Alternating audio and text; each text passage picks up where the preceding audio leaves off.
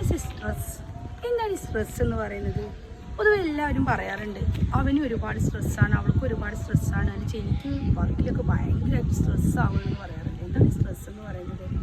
മാനസിക പിരിമുറുക്കം. ഏതൊരു മനുഷ്യൻ്റെയും സന്തോഷകരമായ നിമിഷത്തിലും അതുപോലെ സങ്കടകരമായ നിമിഷത്തിലും അവർക്ക് ഈ ഒരു സ്ട്രെസ് എന്ന് പറയുന്നത് ഉണ്ടാവാം.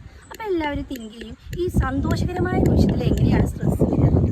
അതായത് നമ്മുടെ ജീവിതത്തിൽ നമ്മൾ ഒരു ജോലിക്ക് കയറി നമുക്ക് പുതിയൊരു ജോലിയായിട്ട് കിട്ടുമ്പോൾ നമ്മൾ ഓട്ടോമാറ്റിക്കായിട്ട് പുതിയൊരു ഷെഡ്യൂളിലായിട്ട് നമ്മുടെ ലൈഫ് സ്റ്റൈലിൽ മുന്നോട്ട് പോകാം. അപ്പോൾ അതുവരെയുള്ള ലൈഫ് സ്റ്റൈലിൽ നമുക്കൊരു മാറ്റം ഉണ്ടാകുമ്പോൾ നമ്മൾ ഓട്ടോമാറ്റിക്കായിട്ട് സ്ട്രെസ്ഡ് ആവും.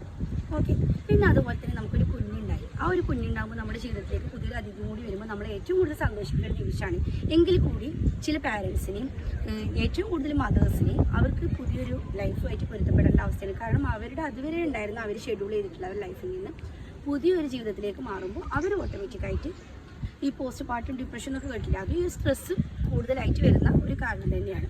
പിന്നെ നമുക്കൊരു ദുഃഖകരമായ നിമിഷങ്ങൾ ചിലപ്പോൾ മരണാന്തരമായിരിക്കാം, അല്ലെങ്കിൽ നമ്മുടെ ജീവിതത്തിൽ നമുക്ക് സംഭവിക്കുന്ന ഓരോ ട്രാജഡികൾ കാര്യങ്ങളൊക്കെ നമ്മുടെ ലൈഫിൽ ഒരുപാട് നമുക്ക് സ്ട്രെസ്സ് ഉണ്ടാക്കാനായിട്ടുള്ള സാധ്യതകൾ കൂടുതലാണ്.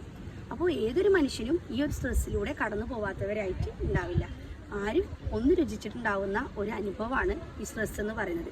അതിനർത്ഥം അവരൊരു മാനസിക രോഗിയാണെന്നോ അല്ലെങ്കിൽ അവർക്കൊരു മാനസിക വിഭ്രാന്തിയുള്ള വ്യക്തിയാണെന്നോ ഒന്നുമില്ല. സ്ട്രെസ്സൊക്കെ നമുക്കൊരു കൗൺസിലിങ്ങിലൂടെ നമുക്ക് തരണം ചെയ്യാൻ കഴിയുന്ന ഒരു അവസ്ഥയാണ്.